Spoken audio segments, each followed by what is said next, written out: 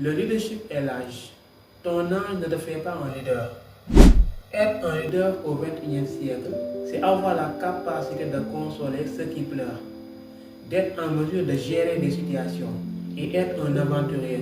Il faut avoir beaucoup d'aventures à la fois et surmonter des situations de la vie et être prêt à tout ressentir, ce que dit Peter Bregman dans son livre intitulé Le courage des pouvoirs émotionnels. Il faut définir le cap et développer votre super pouvoir. C'est ça qui fera un leader.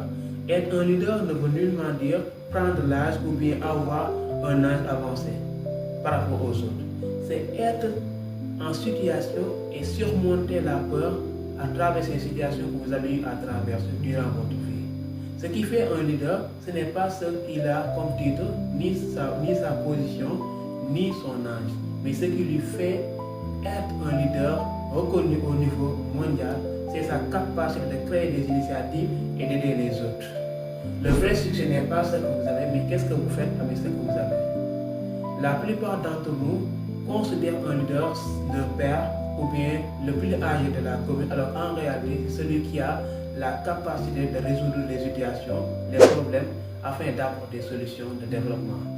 Et pas n'importe quel type de solution, mais des solutions concrètes.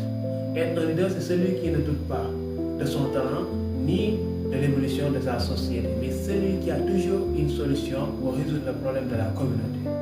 Donc prendre l'âge ne veut nullement dire que vous êtes le plus puissant de la communauté. Être un leader, c'est avoir la capacité de rassembler les gens et d'aider les uns et les autres. Ce qui fait un leader, ce n'est pas son âge. La vertu n'attend point la longueur des années. Voilà pourquoi il est bien de comprendre dès lors que le leadership ne dépend pas de l'âge. Merci.